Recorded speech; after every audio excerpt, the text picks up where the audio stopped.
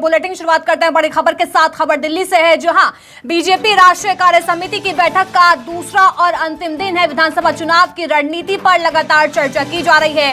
PM Modi आज party नेताओं को चुनावी जीत का फॉर्मूला भी देंगे। साथ ही एमपी और छत्तीसगढ़ के बीजेपी नेता भी बैठक में शामिल हुए हैं। तो मिशन 2023 के साथ लोकसभा चुनाव पर भी मंथन बैठक में किया जा रहा है। छत्तीसगढ़ बीजेपी संगठन के कामकाज को लेकर भी बैठक में चर्चा की जा रही है। तो बीजेपी राष्ट्रीय कार्यकारिणी की बैठक का दूसरा दिन है। विधानसभा चुनाव की रणनीति पर लगातार चर्चा की जा रही है। बता दें, मिशन 2023 के साथ लोकसभा चुनाव यानी 2024 पर भी खासा फोकस बीजेपी ने इस समय रख रखा है। तो बीजेपी राष्ट्रीय कार्य समिति की बैठक का दूसरा और अंतिम दिन है और आज खुद पीएम मोदी पार्टी नेताओं को चुनावी जीत का फॉर्मूला देते हुए नजर आएंगे। 10 बजे से बैठक शुरू हो चुकी है और शाम 4 बजे तक बैठक का आयोजन किया गया है। तो दिल्ली में पोस्टर्स, होर्डिंग्स भी लगा दिए गए हैं। साफ तौर पर देखा जा सकता है किस तरह से बीजेपी ने 2023 में 9 राज्यों में विधानसभा चुनाव को लेकर और साथ ही 2024 में लोकसभा चुनाव को लेकर बिगुल जो है फूंक दिया है, क्योंकि खुद इस बैठक में पीएम मोदी ने शिरकत की है। पूरी कमान बैठक की पीएम मोदी ने संभाली है, जिससे साफ जाहिर होता है कि पूरी तरह से बीजेपी अब इलेक्शन मोड में आ चुकी है। तो छत्तीसगढ़ बीजेपी संगठन के कामकाज को लेकर भी बैठक में चर्चा की जा रही है, क्योंकि एमपी और छत्तीसगढ़ के भी बीजेपी चेहरे जो हैं इस बैठक में शिरकत किए हुए हैं। साफ जाहिर होता है मिशन 2023 के साथ लोकसभा चुनाव पर भी मंथन इस बैठक में किया जाएगा और खुद पीएम नरेंद्र मोदी जो है जीत का फॉर्मूला बीजेपी नेताओं को देते हुए नजर आएंगे। विधानसभा चुनाव की रणनीति पर भी चर्चा की जाएगी और साथ ही लोकसभा चुनाव पर भी खासा फोकस किया जा रहा है।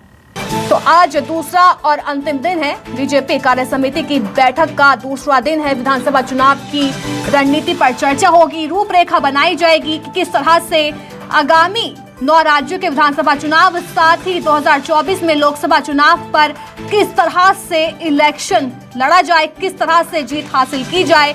और बहुत मुद्दे हैं जिसको लेकर बैठक में लगातार चर्चा की जा रही है और कल भी कई मुद्दों को लेकर बैठक में चर्चा की गई थी। तो मिशन 2023 के साथ लोकसभा चुनाव पर भी बीजेपी खासा फोकस करती हुई नजर आ रही है। तस्वीरें देख सकते हैं किस तरह से दिल्ली में पोस्टर्स और होर्डिंग्स भी लगा दिए गए हैं, जिससे साफ जाहिर होता है कि बीजेपी अब पूरी तरह से इलेक्शन मोड में आ चुकी है। पीएम मोदी पार्टी नेताओं को चुनावी जीत का फॉर्मूला अब से कुछ ही देर बाद देते हुए नजर आने वाले हैं।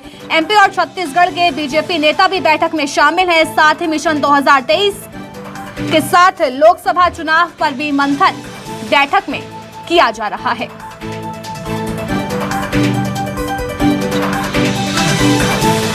तो बैठक में 19 पूर्व मुख्यमंत्री शामिल हैं। बता दें 17 नेता प्रतिपक्ष इस बैठक में शामिल हुए हैं।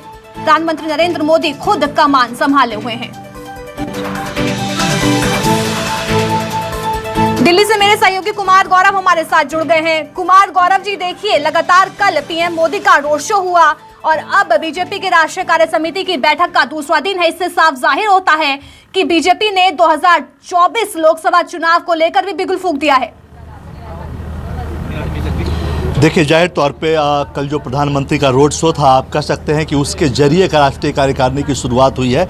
एक धमाकेदार शुरुआत आप कह सकते हैं। 2023 में 9 राज्यों में विधानसभा चुनाव है, फिर 24 में फाइनल लोकसभा का चुनाव है और इसे लेकर लगातार मेरे पीछे जो आप बिल्डिंग देख रही हैं वहाँ मंथन का दौर जारी है। और खासकर मध्य प्रदेश और छत्तीसगढ़ की बात करें तो मध्य प्रदेश में लंबे समय से बीजेपी की सरकार है, छत्तीसगढ़ में उसे सत्ता में वापसी करनी है। इन दोनों राज्यों की पॉलिटिकल रिपोर्टिंग आज होगी, यानी कि ग्राउंड पे क्या रियलिटी है और छत्तीसगढ़ में कहाँ कमियां हैं, उन चीज़ों को दूर करना है। संगठन में उन तमाम मुद्दों पे आज बैठक में चर्चा होगी। प्रधानमंत्री नरेंद्र मोदी भी मौजूद रहेंगे। लेकिन इस बीच मैं अपने कैमरामैन से कहूँगा कि आपको कुछ तस्वीरें दिखाएं जो काफ़ी इंटरेस्टिंग आपको दिख सकती है। आप सामने जो तस्वीरें हैं वहाँ आस्था की चीज़ें दिख रही हैं।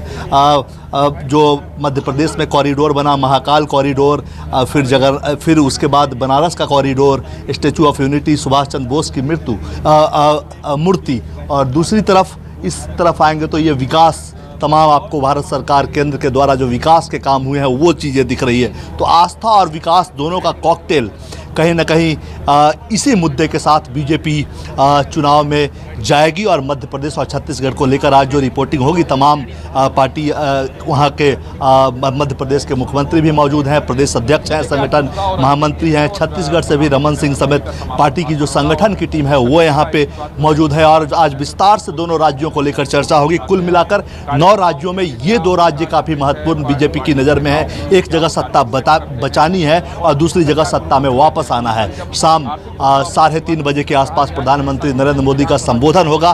कहा जा रहा है कि ये जीत का मंत्र अपने कार्यकर्ताओं को देंगे और इसके साथ इस कार्यक्रम का समापन होगा। कुल मिलाकर जैसा आपने कहा कि 9 राज्यों में जो विधानसभा चुनाव है, जिसमें मध्य प्रदेश और छत्तीसगढ़ भी शामिल है, एक तरह से सेमीफाइनल है।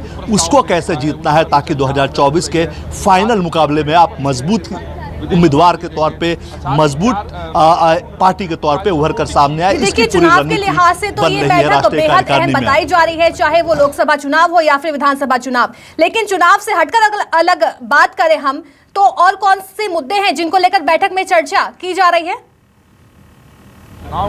देखिए, बिल्कुल बीजेपी का एक और खासकर प्रधानमंत्री नरेंद्र मोदी का एक हमेशा एक कार्यकर्ताओं को एक संदेश देते हैं कि चुनाव के वक्त ही नहीं, जनता से लगातार कनेक्टेड रहिए और उसी पे काम यहाँ भी हो रहा है। कोरोना काल में आपने देखा देश भर में लॉकडाउन था, तमाम पॉलिटिकल पार्टीज के दरवाजे आम लोगों के लिए बंद थे, लेकिन बीजेपी के कार्यकर्ता अपने दरवाजे ही नहीं, अपने घर से निकलकर आम लोगों तक पहुंचकर उनकी मदद कर रहे थे। और उसी तरह इस वक्त अभी G20 की प्रेसिडेंसी भारत को मिली है। भारत के लिए सम्मान की बात है। प्रधानमंत्री नरेंद्र मोदी ने आह्वान किया है कि G20 का अध्यक्ष भारत बना है, इसके हर एक नागरिक को ये महसूस होना चाहिए कि उसके ऊपर बड़ी जिम्मेदारी है। इसके लिए बड़ा कैंपेन देश भर में चलेगा, मध्य प्रदेश और छत्तीसगढ़ में भी चलेगा। इसके अलावा अभी जो मुख्य तौर पे बातचीत हो रही है उसमें आर्थिक प्रस्ताव पेश किया जा रहा है। देश की आर्थिक स्थिति दुनिया के मुकाबले कैसे बेहतर है, इन सभी तमाम मुद्दों पे चर्चा है। और चुनाव से अलग हटकर भी कई ऐसे मुद्दे हैं जिनको लेकर बैठक में चर्चा की जा रही है। बहुत बहुत शुक्रिया आपका तमाम अपडेट्स देने के लिए।